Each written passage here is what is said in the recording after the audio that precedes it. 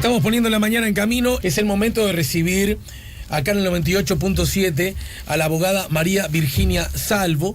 Ella es quien patrocina la causa de la madre y su niña que han elevado un recurso ante la Suprema Corte para evitar que sea restituida a España. SEA Portones, 2 años de garantía y 3 controles remotos inviolables. Service los 365 días del año. SEA Portones, 2-601-2611. seaportones.com.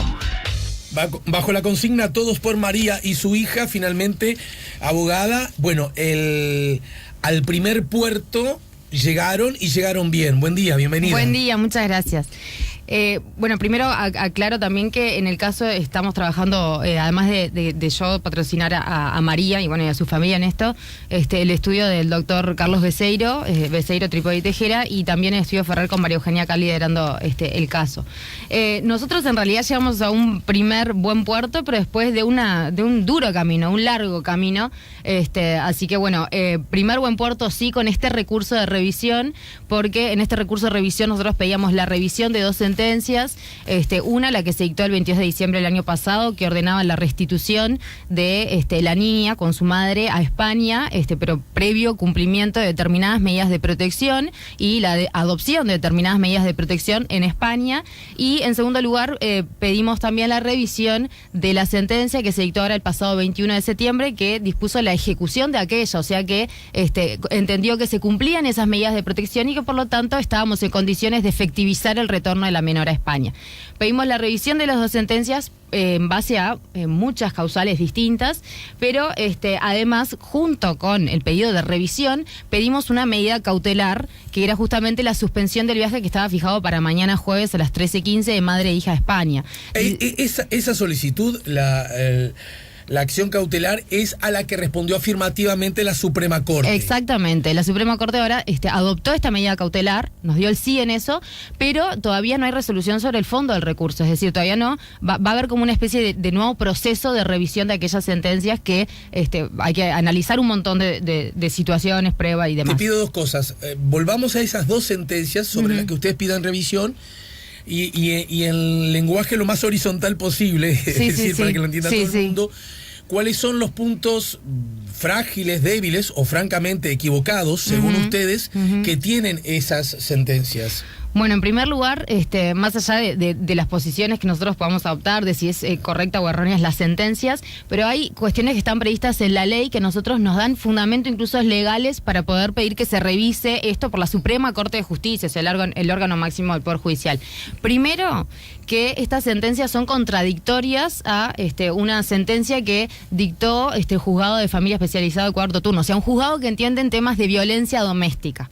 Porque, bueno, como les decía, la sentencia de diciembre del Tribunal de Apelaciones, que resuelve que hay que restituir a la niña a España, dice que antes hay que adoptar determinadas medidas de protección y luego la sentencia, esas medidas de protección, entre ellas estaba la prohibición de comunicación del padre hacia la niña, y el padre violó, y con la madre, violó sistemáticamente esa prohibición de comunicación. Desde diciembre hasta acá, me dices. Sí, exacto. A pesar de tener vigente esa prohibición... El padre al padre le comunicaron, mira que tú no puedes... Exactamente, el padre sabía que tenía esta medida, que estaba vigente, que la tenía que respetar, y a pesar de ello, se comunicó con la madre, como les decía, en forma incesante, que fue realmente como un verdadero acoso.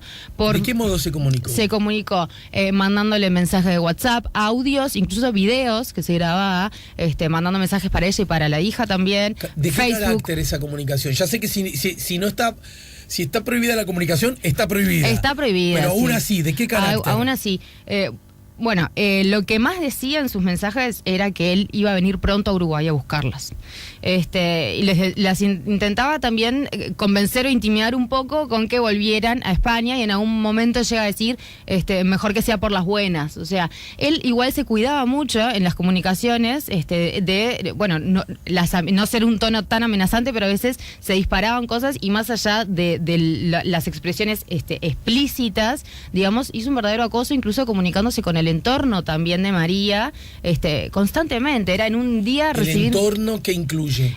Incluye la familia, incluso la psicóloga de la niña que ha recibido también mensajes de él, intimidatorios, también personas que, por ejemplo, Teresa Herrera, que ha estado...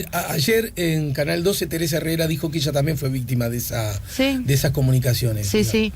Fue como un verdadero acoso que él hizo y bueno, en determinado momento cuando empieza a amenazar con que las va a venir a buscar a Uruguay, ella hizo la denuncia a la Comisaría de la Mujer. Además, amparada por esta prohibición de comunicación, ¿no? Y la juez de familia especializada de cuarto turno, que asumió competencia por eso, dispuso, además de estas medidas, una custodia policial permanente para madre e hija. Entonces, madre e hija hoy en día están con un policía 24 horas, todos los días de la semana, permanentemente. La niña, para que se haga una idea, incluso va al jardín en patrullero. Doctora, ¿eso no luce como exagerado? Quiero decir, el riesgo está...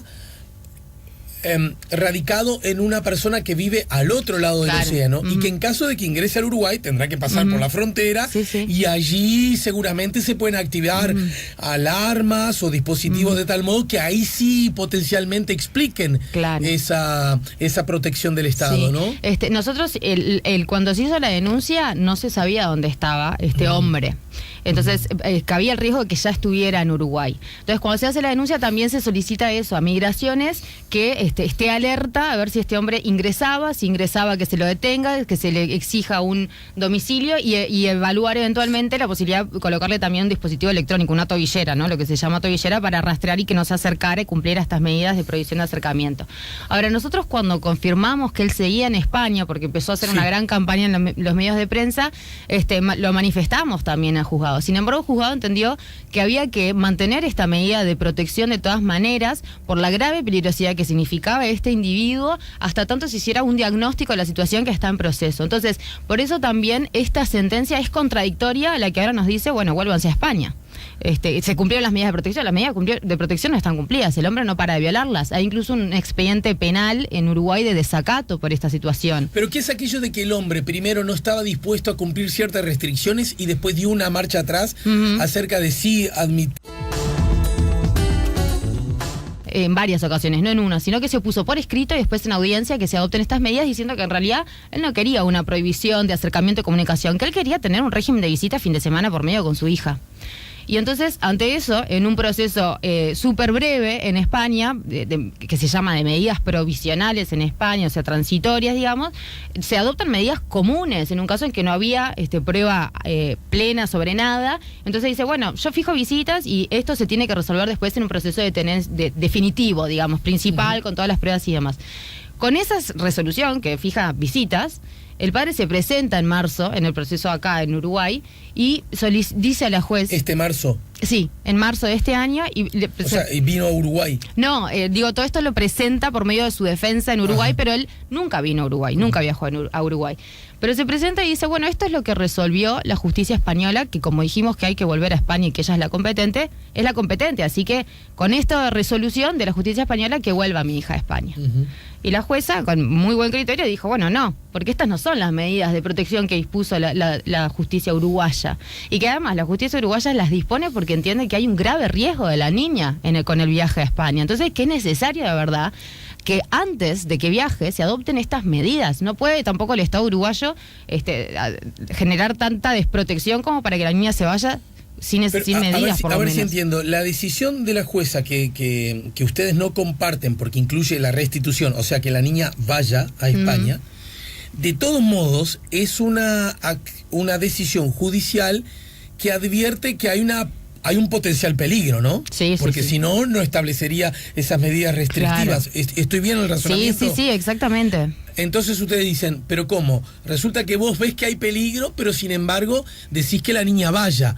¿Ahí ustedes advierten una contradicción o no? No es en la misma sentencia que nosotros hoy presentamos la contradicción, sino que después de que pasa esto, en marzo se rechaza, porque explicando el por qué él hace una marcha atrás en su estrategia. Primero se oponía a la adopción de las medidas, en marzo cuando se presenta y dice, bueno, esto es lo que resolvió la justicia española, que vuelva mi hija igual, la jueza le dice, no vuelve porque no se cumplió la totalidad totalidad de las medidas, él ahí empieza las amenazas a la madre, digamos, de vení a España por las buenas, voy a ir a buscarlas a Uruguay, ella hace la denuncia, entra justicia especializada en familia especializada o violencia doméstica, en el caso asume competencia, adopta estas medidas adicionales de custodia policial permanente, y como ella sigue sin volver a España, entonces ahí recién es que él empieza a pedir en la justicia española que adopte las medidas dispuestas en Uruguay por el Tribunal de Apelaciones de Familia.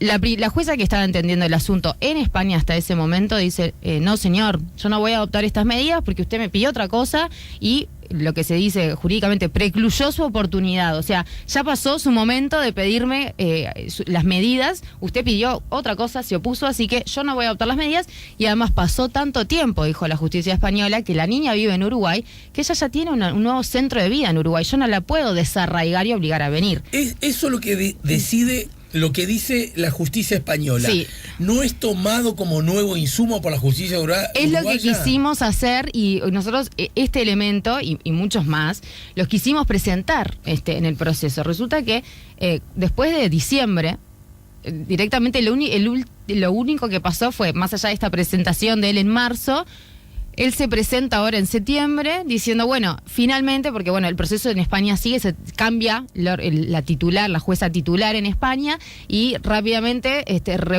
cambia la sentencia, cambia el criterio y dice que asume competencia nuevamente en el caso y termina adoptando las medidas pese a que, bueno, la jueza anterior había entendido otra cosa.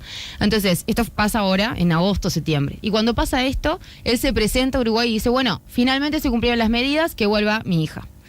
Ahí se dispone una reserva del expediente. O sea, no solamente no se nos notifica a nosotros para que nosotros podamos presentar nuestras defensas, sino que el expediente permanece como si fuera secreto para nosotros y nosotros no podíamos saber qué era lo que estaba ocurriendo. Y cuando se levanta este secreto o reserva, digamos, se levanta ya con una decisión de, bueno, se cumplieron las medidas, que vuelva la niña a España. Entonces ahí nosotros presentamos recursos diciendo, paren, esperemos, que acá hay un montón de elementos que nosotros no pudimos hacer valer. Las oposiciones de él, el tema de que incluso la ley dice que una vez que España adopta el conocimiento, toma conocimiento de que tiene que adoptar determinadas medidas de protección para que se efectivice el retorno de la menor, tenía 30 días para adoptar esas medidas de protección. Y que hay prueba en todo sentido para proteger a esta niña y permitirle que se quede en Uruguay, así lo han recomendado todos los peritos, incluso designados por el Poder Judicial. Más allá de todo, hasta legalmente, formalmente si se quiere, nosotros tenemos argumentos para que hoy en día la situación cambió, ya ni siquiera es la que existía en diciembre. Ocurrieron un montón de cosas que nosotros no habíamos podido presentar, y que cuando presentamos los recursos a esta jueza planteando estas defensas, el juzgado entendió que, bueno, había que rechazar todas las defensas, más que rechazar por ingresar al mérito, no había que ni siquiera entrar a entender el recurso. No consideró las defensas y tampoco nos dio la posibilidad de acceder a un tribunal de apelaciones. Dijo que ni siquiera era apelable la sentencia para que la revise un tribunal superior. Entonces, ante esto nosotros también presentamos el recurso de revisión a la Suprema Corte de Justicia. Ayer escuché cuando Chediak dice que tuvieron que tomar esta decisión primaria, solo se expedieron acerca de la medida cautelar, sí, porque los tiempos, bueno, ya no permitían mucho más estudio. Quizás hubo por parte de ustedes ante la Suprema Corte una demora en presentar estos recursos. No, porque en realidad la sentencia que... ¿Por qué el factor tiempo fue tan exiguo, según lo que dijo el propio Chediak? Súper exiguo, y la verdad que fue excepcional el trabajo de la Suprema Corte de Justicia de sacar una sentencia tan rápidamente. Fue el viernes pasado que se dicta la sentencia que dice que madre e hija tienen que volver a España el jueves. Entonces nosotros la verdad que fue el fin de semana que hicimos el recurso de revisión, y lo presentamos el lunes a las 2:30 de la tarde. O sea, el viernes, ¿de qué se enteran ustedes? ¿Qué decisión es la que...? Nos enteramos el viernes de que el padre había comprado pasajes para que madre e hija volvieran el jueves, y que entonces la justicia estaba disponiendo que este jueves madre e hija tenían que viajar. De acuerdo a lo que había resuelto la justicia en diciembre último. Sí, considerando lo que había resuelto la justicia en diciembre del año pasado, y considerando que ahora en España se habían adoptado las medidas de protección. El tema es que nosotros lo que planteábamos es que además de un montón de situaciones que fueron posteriores a diciembre, entonces ni siquiera las habíamos podido plantear en aquel proceso. Como por ejemplo esto de la contradicción de sentencias, porque la sentencia de familia especializado, o sea, de violencia doméstica, es posterior a diciembre, y ahí es una contradicción verdadera, porque consideras la peligrosidad del individuo, del padre, de la niña, y también si está dada la protección necesaria o no, y una considera que no está dada la protección y que tiene que dar custodia policial permanente, y otra considera que está dada la protección. Una dice, la policía tiene que cuidarlas todo el día, y la otra dice, no, que se vayan lejos a España y que se encargue España. Es el mismo poder, ¿no? Es el mismo poder, dos órganos distintos. Al menos como, por decirlo menos, contradictorio, ¿no? Contradictorio. Y esa es una de las causales de revisión. Después la otra es la indefensión que a nosotros se nos genera por esto de que hubo un montón de situaciones y defensas que no pudimos hacer valer en ningún momento del proceso, porque fueron posteriores a diciembre, como digo. Ustedes entienden que de diciembre para acá el escenario de algún modo cambió. Sí, cambió. Y desde la perspectiva de la niña y su posible restitución, empeoró. Empeoró. Sí, incluso también porque, bueno, la niña ahora ya hace 1 año y medio que vive en Uruguay. Entonces, incluso la normativa internacional ampara que ella tiene un nuevo centro de vida o residencia habitual en Uruguay. Una niña que tiene 4, ¿no? Tiene 5. Bueno, cumplió 5. Es mucho tiempo. Y a propósito, ¿esta decisión de la Suprema Corte implicará cuánto, 1 año más?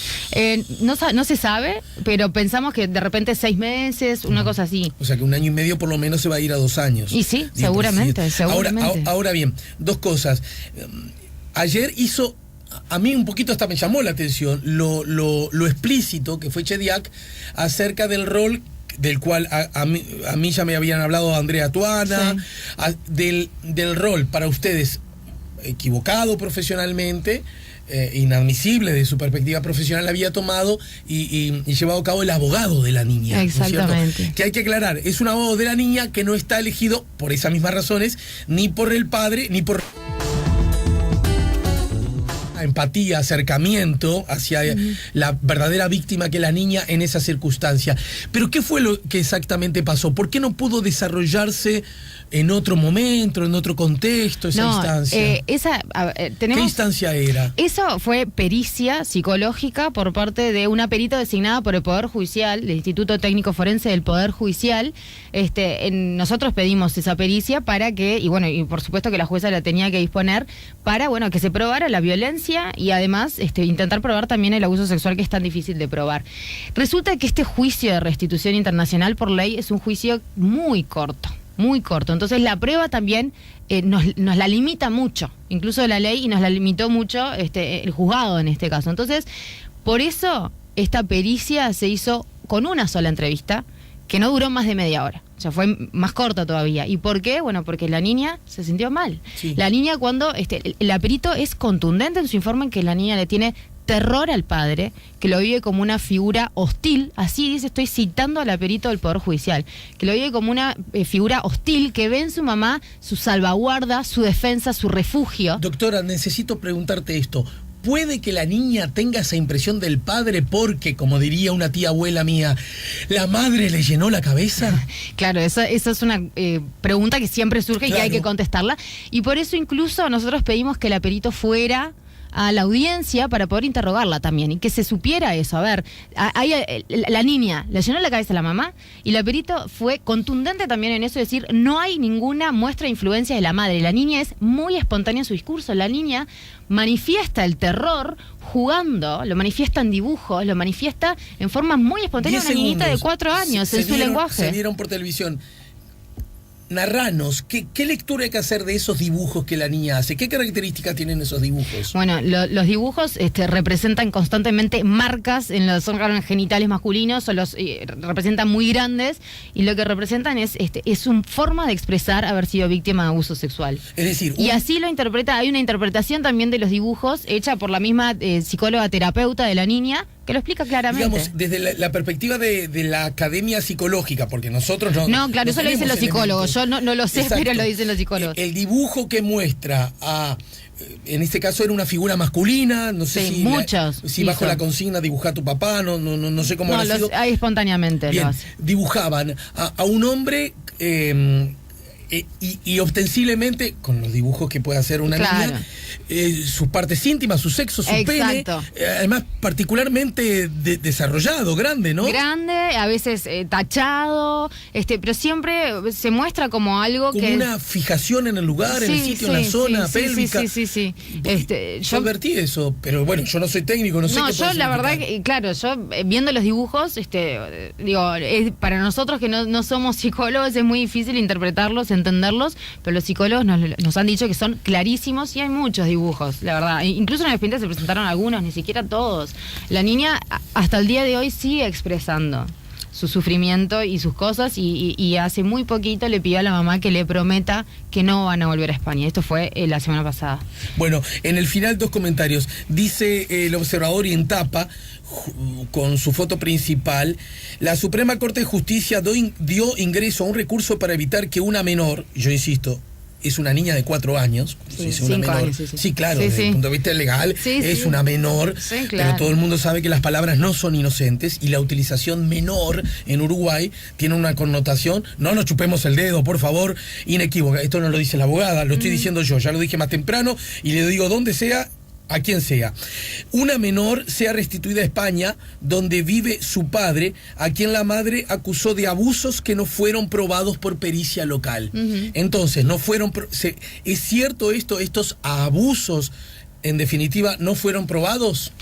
Bueno, exactamente, sí, es verdad que la sentencia considera que no fue probado contundentemente el abuso, sí dice que hay indicios y nosotros entendemos que hay pruebas más que suficiente del abuso, pero bueno, eso es algo que tiene que valorar también la justicia.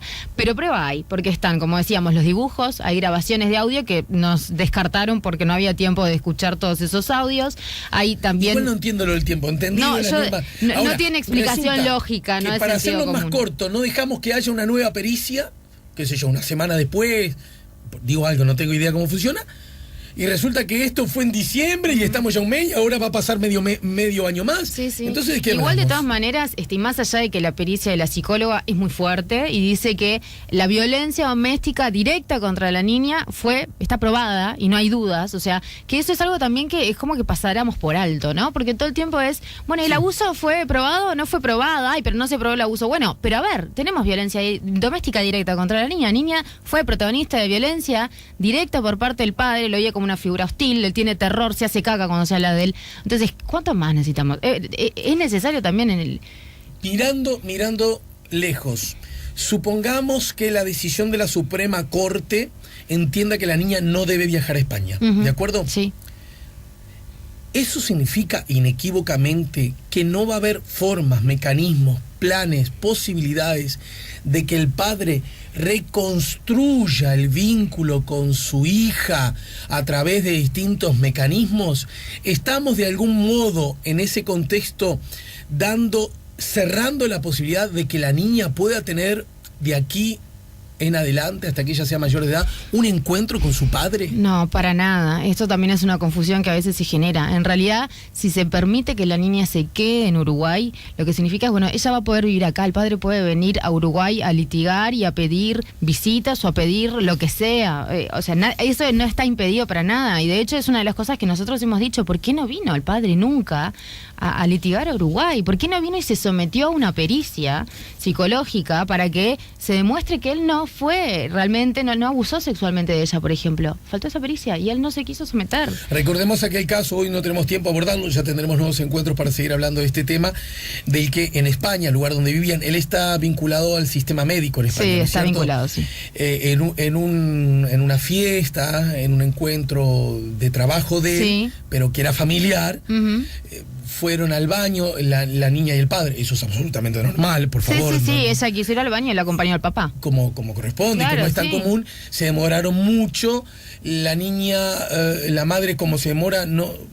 Lo fue a buscar, ¿Y qué es lo que encuentra la madre en ese contexto? Encuentra en el baño tirado, o sea, el baño en que supuestamente estaba su hija con el papá, estaban tirados los lentes, la billetera y el celular del padre, desparramados en el baño, y no estaban ellos. Sale corriendo a buscarlos y dice, ¿dónde están? ¿Dónde están? Y los encuentra en una sala del hospital, el padre con un papel higiénico en la mano, ensangrentado, con bastante sangre, y la niña sobre una camilla, y ella le pregunta, ¿qué pasó? ¿Qué pasó? Y entonces el padre dice, no tenía muchas palabras para decirle que le había salido sangre a la niña estando en el baño, ¿no?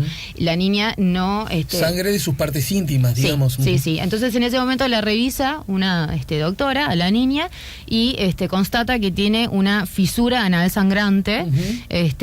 Y bueno, a partir de ese momento, bueno, ella empezó súper preocupada y alertada. No hay ni que agregar nada, cualquiera puede entenderlo. ¿Qué pasa acá? ¿Qué es esto? ¿Qué es? Claro, y ella, pero incluso se lo planteaba a la misma pareja, ¿no? El papá de la niña. Después y también lo presentamos en el expediente y con certificación notarial, o sea, un escribano que lo revisó.